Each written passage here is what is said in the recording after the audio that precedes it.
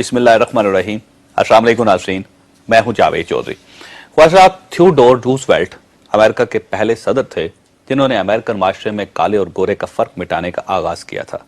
Roosevelt ने ओहदे का हल्फ उठाने के बाद 16 अक्टूबर 1901 को एक स्याह फाम प्रोफेसर बुकर टालिया फ्रो वाशिंगटन को व्हाइट हाउस में खाने की दावत दी।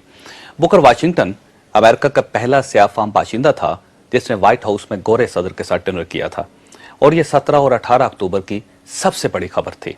इस खबर पर अमेरिका में तूफान खड़ा हो गया और गोरों ने रूजवेल्ट की मलामत शुरू कर दी।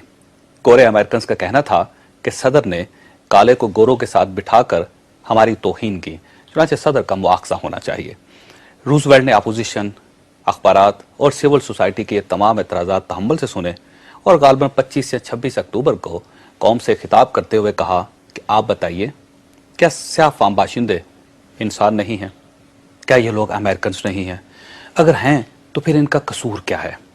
क्या इनका सिर्फ इतना कसूर है कि इनकी रंगत स्याह है और ये माशरे के महरूम तरीन लोग हैं?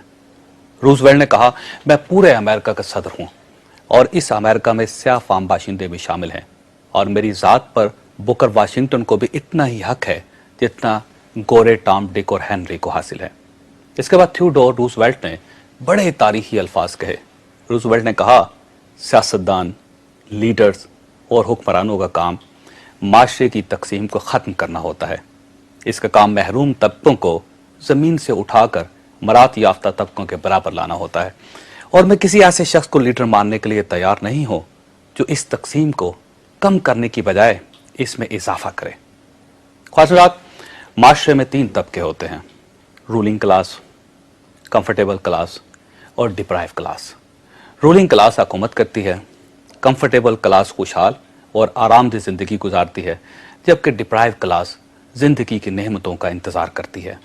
और हम उस माशरे को आइडियल और अच्छा माशरा कहते हैं जिसमें तीनों क्लासेस के राइट्स बराबर हों, जिसमें कानून, इंसाफ और आइन की नज़र में रूलिंग, कंफर्टेबल और डिप्राइव क्लास बराबर हों। लेकिन जिस माशरे में नाज़रीन रूलिंग क्लास के लिए अलग, कंफर्टेबल क्लास के लिए अलहदा और डिप्राइव क्लास के लिए बिल्कुल मुख्तलिफ कानून हो, हम उस सोसाइटी को मुहज़्ज़म माशरा नहीं कह सकते। वो माशरा जंगल का समाज होता है जिसमें शेर के लिए अलग, लूमड़ के लिए अलग और खरगोश के लिए अलग कानून होता है। हम लोग हुक्मरानों को इसलिए मुंतखब करते हैं नाज़रीन कि ये सोसाइटी में बराबरी पैदा करें, ये माशरे की तकसीम मिटाएं। लेकिन अगर हुक्मरान ही तकसीम में इजाफा शुरू कर दें तो फिर हम इन हुक्मरानों को क्या कहेंगे? जब बाढ़ ही फसल को खाने लगे, जब पाइप ही पानी को चूसने लगे और जब चौकीदार ही चोरी शुरू कर दे, तो फिर पीछे क्या बचता है? नाज़रीन, एनआरओ भी एक ऐसा ही कानून है जो माशरे की तकसीम में इजाफा करेगा, और अगर ये बिल पार्लियामेंट से मंजूर हो गया तो साबित हो जाएगा कि इस मुल्क में आप सियासतदान हैं तो आपको कत्ल करने, डाका डालने, आबरूरेज़ी करने, कब्जा करने और मनी लॉन्ड्रिंग, रिश्वत, लूट खसूट और फ्रॉड तमाम जराइम का हक हासिल है।